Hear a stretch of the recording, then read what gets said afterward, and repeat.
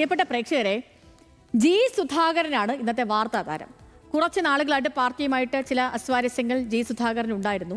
സുധാകരൻ വാർത്താ സമ്മേളനം വിളിച്ച ആ സമയം മുതൽ തന്നെ തുടങ്ങിയ ഒരു ആകാംക്ഷ അദ്ദേഹം എന്താകും പറയുക എന്നതിനായിരുന്നു. കാരണം തിരഞ്ഞെടുപ്പാണ് സംസ്ഥാനത്ത്. ജി സുധാകരൻ ഇടതുമുന്നണിയുടെ തലമുതിർന്ന നേതാവാണ്. ഒടുവിൽ സുധാകരൻ മാധ്യമങ്ങൾ വഴി ഇന്നാടിനോടായി പറഞ്ഞു അമ്പലപ്പുഴയിൽ താൻ സ്വതന്ത്ര സ്ഥാനാർത്ഥിയായി മത്സരിക്കാൻ പോവുകയാണ് എന്ന്. എന്നാൽ പാർട്ടി പരിപാടിയും പ്രത്യയശാസ്ത്രവും ഉപേക്ഷിച്ചിട്ടില്ല എന്നും. വിസ്മയമാണോ സുധാകരൻ?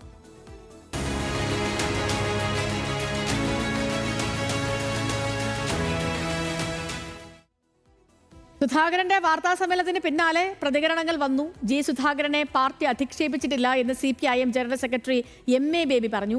സുധാകരൻ പാർട്ടിയുടെ സ്വത്തതാണെന്നും സ്വതന്ത്ര സ്ഥാനാർത്ഥിയായി മത്സരിക്കുന്നുവെന്ന അദ്ദേഹത്തിന്റെ തീരുമാനം ദുഃഖകരമാണെന്നും ബേബി പറഞ്ഞു.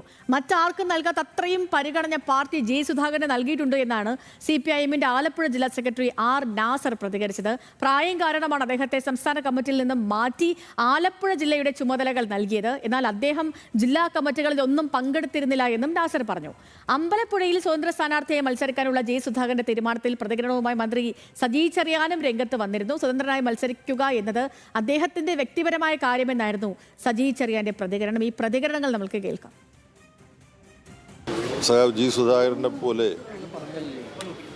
ദീർഘകാലം പാർട്ടിയുമായി ബന്ധപ്പെട്ട് പ്രവർത്തിച്ചു പോന്നിട്ടുള്ള ഞങ്ങളെപ്പോലെയുള്ളവരുടെ എല്ലാ നേതൃത്വ സ്ഥാനത്ത് ഉണ്ടായിരുന്ന വ്യക്തി സ്വതന്ത്ര സ്ഥാനാർത്ഥിയായി സ്വയം പ്രഖ്യാപിച്ച് രംഗത്ത് വരുന്നത് വളരെയധികം നിർഭാഗ്യകരമാണ് എന്നാണ് അതിനെക്കുറിച്ച് പറയാനുള്ളത്. മറ്റു കാര്യങ്ങൾ പാർട്ടി ആലോചിച്ചതിന് ശേഷം പാർട്ടി എന്നുള്ള നിലയിൽ പ്രതികരിക്കും.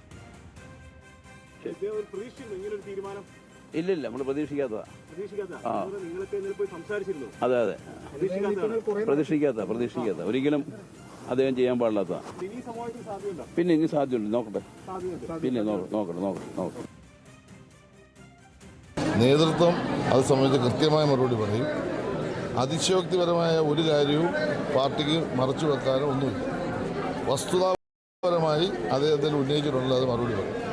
പിന്നെ മത്സരിക്കുന്നു, അതൊക്കെ വ്യക്തിപരമായ തീരുമാനങ്ങളാണ്. അത് എനിക്ക് വലിയ അഭിപ്രായപ്പെട്ടു. ഈ വിഷയത്തിൽ പ്രതിപക്ഷ നേതാവിന്റെ പ്രതികരണം കേരളത്തിലെ CPIMന്റെ അടിത്തറ ഇളകുകയാണെന്നായിരുന്നു. ഉത്തമമായ CPM നേതാക്കൾ പാർട്ടിയിൽ നിന്നും അകന്നു പോവുകയാണെന്നും പ്രതിപക്ഷ നേതാവ് പറഞ്ഞു. സുധാകരനെ പിന്തുണയ്ക്കുന്നതിൽ UDF ഉചിതമായ നിലപാട് സ്വീകരിക്കുമെന്നായിരുന്നു KPCC അധ്യക്ഷൻ സണ്ണി ജോസഫ് പറഞ്ഞത്. ജി സുധാകരനെ പിന്തുണയ്ക്കുന്നതിൽ പാർട്ടി കൂട്ടായി ആലോചിച്ച് തീരുമാനിക്കുമെന്ന് രമേശ് ചെന്നിത്തലയും പറഞ്ഞു. അദ്ദേഹത്തിന്റെ നീക്കങ്ങൾ വളരെ ഗൗരവത്തോടെ ഞങ്ങൾ വീക്ഷിക്കുന്നു. വളരെ തന്ത്രപരമായ നീക്കങ്ങൾ തന്നെയാണ് അദ്ദേഹത്തിന്റെ ഭാഗത്തു നിന്നുണ്ടാകുന്നതെന്ന് മനസ്സിലാക്കുന്നു. അദ്ദേഹത്തിന്റെ നിലപാടുകൾക്ക് നാട്ടിൽ സ്വീകാര്യത ഉണ്ടാകുമെന്ന കാര്യത്തിൽ സംശയമില്ല. ആ സംഭവങ്ങളുടെ പുരോഗതിയെ ഞങ്ങൾ കേരളത്തിലെ കോൺഗ്രസ്, ആലപ്പുഴയിൽ നിന്നുള്ള ദേശീയ നേതാക്കന്മാരുൾപ്പെടെയുള്ളവർ വളരെ ശ്രദ്ധാപൂർവം വീക്ഷിക്കുകയും UDF ഉചിതമായ നിലപാടുകൾ സ്വീകരിക്കുകയും ചെയ്യും. അപ്പോൾ സുധാകരന്റെ വിഷയത്തിൽ ഇനി എന്ത് എന്നുള്ളതാണ് ഇനി അറിയേണ്ടത്. UDFന്റെ പിന്തുണ സ്വീകരിക്കുമോ സുധാകരൻ, അതോ സമവായത്തിന് ഇനിയും സാധ്യതയുണ്ടോ എന്ന കാര്യമാണ് ഇനി ഹൈഫൈ പരിശോധിക്കുന്നത്. അമൽ നമുക്കൊപ്പം ചേർന്നുണ്ട് ആലപ്പുഴയിൽ നിന്ന്. അമലെ, ഗുഡ് ഈവനിങ്. ഇന്നത്തെ ഒരു വാർത്താ ദിനം കൊണ്ടുപോയതേ ജി സുധാകരനാണ്. ഒടുവിൽ പാർട്ടി പറഞ്ഞു, പാർട്ടി നേതാക്കളുടെ പ്രതികരണങ്ങൾ കേട്ടു. ഇനി അറിയേണ്ടത് സുധാകരന്റെ മനസ്സിൽ എന്താണ് എന്നുള്ളതാണ്. അമ്പലപ്പുഴ നിലവിൽ കോൺഗ്രസ് ഒഴിച്ചിട്ടിരിക്കുകയാണ്. ഉന്നതനായ ഒരു കമ്മ്യൂണിസ്റ്റ് നേതാവ്, ആദർശ മുഖമുള്ള, വ്യക്തിപരമായി അഴിമതി ഇല്ലാത്ത, സംശുദ്ധിയുടെ മുഖമായി പ്രതിപക്ഷം തന്നെ അംഗീകരിക്കുന്ന ഒരു നേതാവാണ് സുധാകരൻ. അപ്പോൾ UDFന്റെ പിന്തുണ സ്വീകരിച്ച് സുധാകരൻ കളത്തിൽ ഇറങ്ങിയാൽ അത് അമ്പലപ്പുഴയിൽ മാത്രമാകില്ല CPIMനെ പ്രതിസന്ധിയിലാക്കുക. എന്താണ് ഗ്രൗണ്ട് പൊളിറ്റിക്സ്, അമൽ?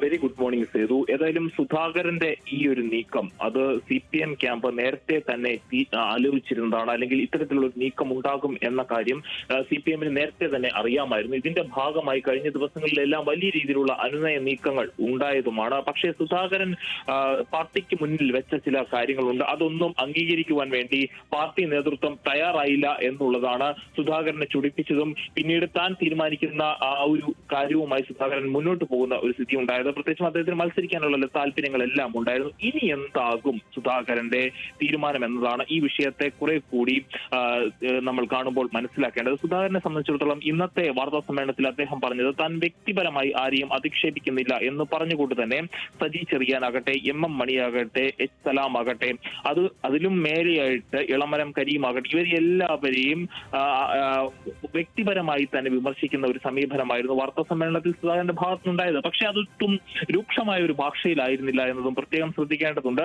എന്നാൽ വരും ദിവസങ്ങളിലെല്ലാം ഈ ഭാഷ മാറാനാണ് സാധ്യത. സുധാകരന്റെ ഒരു രാഷ്ട്രീയമായിട്ടുള്ള അദ്ദേഹത്തിന്റെ പ്രസംഗങ്ങൾ കേട്ട് പരിചയമുള്ളതാണ് CPM അണികൾക്കും അല്ലെങ്കിൽ രാഷ്ട്രീയ കേരളത്തിന് ഒന്നാകെ. അപ്പോൾ സുധാകരൻ ഏതെല്ലാം രീതിയിലൂടെയായിരിക്കും തന്റെ പൊളിറ്റിക്കൽ ശത്രുക്കളെ നേരിടുക എന്നതും നമുക്കറിയാം. എന്നാൽ ഇത് കണക്കിലാക്കിക്കൊണ്ട് സുധാകരനെ തഴുകുകയും അതോടൊപ്പം തല്ലുകയും ചെയ്യുന്ന ഒരു രണ്ട് രീതിയിലുള്ള ഒരു നയമാണ് CPM സ്വീകരിച്ചിട്ടുള്ളത്. അതിന്റെ ഏറ്റവും വലിയ ഉദാഹരണം എന്ന് പറയുന്നത് അമ്പലപ്പുഴ ഏരിയ കമ്മിറ്റിയിൽ, അത് അമ്പലപ്പുഴയുടെ നിലവിലെ MLA ആയിട്ടുള്ള എച്ച് സലാമിന്റെ സാന്നിധ്യത്തിൽ തന്നെ ഏരിയ സെക്രട്ടറി ഏരിയ കമ്മിറ്റി ഓഫീസിന്റെ ചുവരിൽ സുധാകരനെ വർഗവഞ്ചകൻ എന്ന് വിളിച്ചുകൊണ്ട് വർഗവഞ്ചകന് മാപ്പില്ല, വർഗവഞ്ചകന് വോട്ടില്ല, രക്തസാക്ഷികൾ സിന്ദാബാദ് എന്ന മുദ്രാവാക്യം എഴുതി വെച്ച ചുവന്ന ലിപികളിലുള്ള പോസ്റ്റർ ഒട്ടിക്കുന്നത് നമ്മൾ കണ്ടു.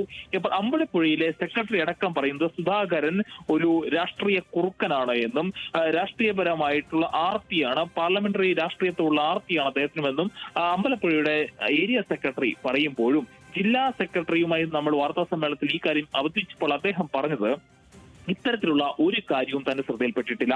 അങ്ങനെ ഒരു സംഭവം ഉണ്ടായിട്ടുണ്ടെങ്കിൽ താൻ അത് പരിശോധിക്കുന്നതാണ് എന്ന് ഒഴുക്കൻ മട്ടിൽ പറഞ്ഞ് മാറുന്ന ഒരു സ്ഥിതിയായിരുന്നു ഉണ്ടായത്. അപ്പോൾ ഇതിൽ നിന്ന് മനസ്സിലാക്കുന്നത് സുധാകരൻ ഇതെല്ലാം കേട്ട് വേണമെങ്കിൽ തിരിച്ചു വരട്ടെ എന്ന് പറയുന്ന നാസർ തന്നെ ഈ അമ്പലപ്പുഴ ഏരിയ കമ്മിറ്റിയിൽ നിന്നുള്ള ഇത്തരം നീക്കങ്ങളെ കൂടി വേണ്ട രീതിയിൽ പരിഗണിക്കാതിരിക്കുകയും ഒരു ഭാഗത്ത് സുധാകരൻ തങ്ങൾക്കെതിരായാൽ എന്താണ് സംഭവിക്കാൻ പോകുന്നത് എന്ന് കാണിച്ചു കൊടുക്കുകയായിരുന്നു ഇന്ന് അമ്പലപ്പുഴ ഏരിയ കമ്മിറ്റിയിൽ വെച്ച് സംഭവിച്ചത്. എന്നാൽ അതോടൊപ്പം തന്നെ ഒരു അനുനയ സമീപനവും മറുഭാഗത്ത് വെക്കുന്നുമുണ്ട്. പക്ഷേ സുധാകരനെ സംബന്ധിച്ചിടത്തോളം അളന്ന് കുറിച്ച് കൃത്യമായി ഒരു സർജറി ചെയ്യുന്ന പോലെ അതീവ സൂക്ഷ്മതയോടെ മുൻകൂട്ടി നിശ്ചയിച്ച കാര്യങ്ങൾ എല്ലാം എഴുതി തയ്യാറാക്കിയ ഒരു കടലാസോട് കൂടി വന്നാണ് അദ്ദേഹം വാർത്താ സമ്മേളനത്തെ ബ്രീഫ് ചെയ്തത്. അതിന്റെ ഭാഗമായി മുഖ്യമന്ത്രി പിണറായി വിജയനെ തഴുകുകയും എന്നാൽ പാർട്ടിയിലെ മറ്റ് ഘടകങ്ങളെയെല്ലാം അവഗണിക്കുകയും ചെയ്യുന്നതായിരുന്നു ഇന്നത്തെ വാർത്താ സമ്മേളനം. അതിൽ പറഞ്ഞത് പിണറായി വിജയൻ ഒരു നല്ല മുഖ്യമന്ത്രിയാണ്, അദ്ദേഹം വീണ്ടും വരണമെന്ന് തനിക്ക് ആഗ്രഹമുണ്ട്, പക്ഷേ മൂന്നാം പിണറായി സർക്കാർ വരണമോ എന്ന് ചോദിച്ചാൽ തനിക്ക് അതിൽ വലിയ